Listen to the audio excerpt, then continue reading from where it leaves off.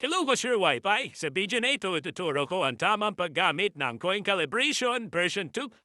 Bago tayo magsimula, maghanda muna ng maraming barya sa bawat denomination. Mas mainam kung magkakaiba ang year ng mga barya, ha? So, mas maraming unique years ang magagamit sa calibration, mas magiging accurate ang coin reading. Sa Coin Calibration version 2, hindi na kailangan paghiwalayin ang luma at bagong disenya ng mga barya.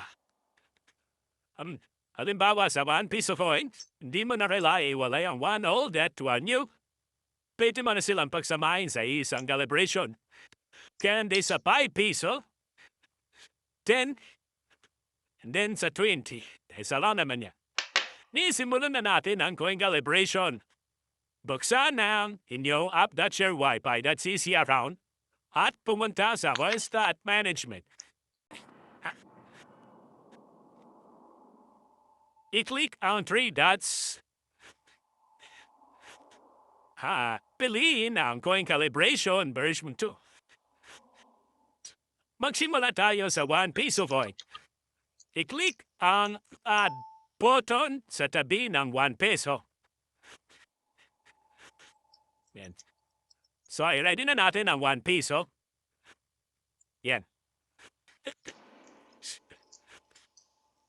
Simulan na natin ang paglalagay ng barya. Mahalagang paalala, mag-insert lamang ng isang barya sa bawat pagkakataon. Hintayin muna tanggapin ng Coinslot ang kasalukuyang barya bago magkulog ng sunod na sample. And click na natin ay Start Insert Coin. So mag-reary yung Coinslot mag-blinking. Ibig sabihin yan, nasa Coin Calibration mode na. So gaya na sabi ko, one at a time lang. So, simula tayo dito.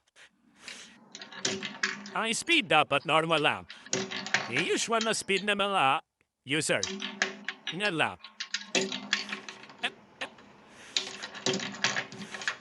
Ulit-ulitin lang kasi tanggapin. Yan, tinanggap na. So ito, sunod.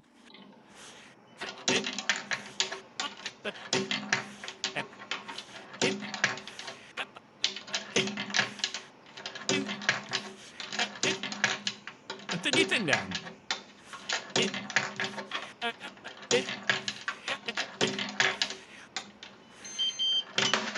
Yan. Okay, next.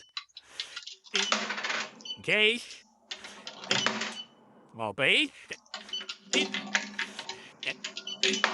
Okay. Okay. Okay. So, tapos na ang 1 piso. I-click lamang ang back button dito sa taas. At i-click naman sa 5 piso. Click lang ang add button. Yan. Tayo ating 5 piso sample. Click ang Start Insert Coin.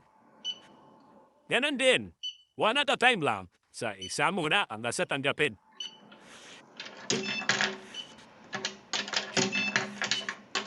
Speed, normal lang dapat ang speed. Hindi pwede mabilis, hindi rin pwede mabagal. Tama na.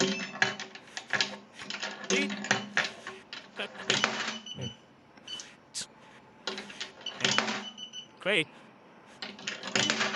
Okay. Okay. Okay. Okay.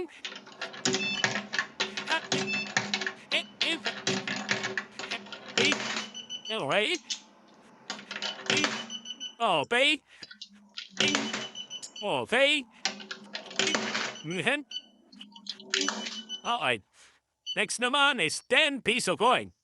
So, ganun din, click lang ang back button. Napin ang 10 piso. I-click ang add button. Start insert coin. So, one at a time lang.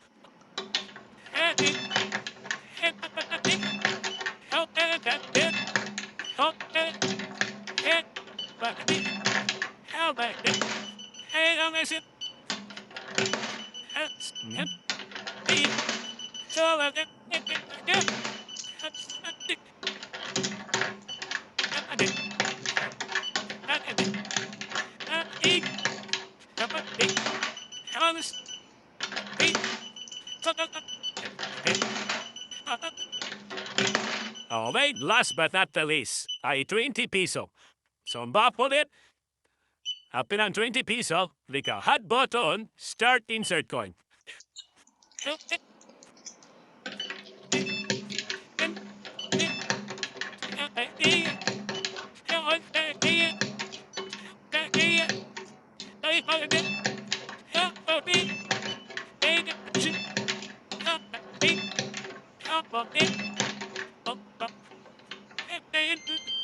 Bumulit, with na ulit ang step 2.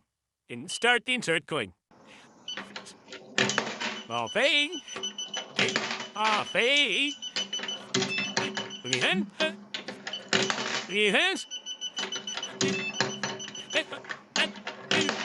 Pilihan. Okay. So, ganun na kadali gumamit ng Coin Calibration version 2. Natapos agad natin ang pag-calibrate ng mga drawings. Yun na, nasa muli, ShareWiFi, maraming salamat sa pananood at happy business!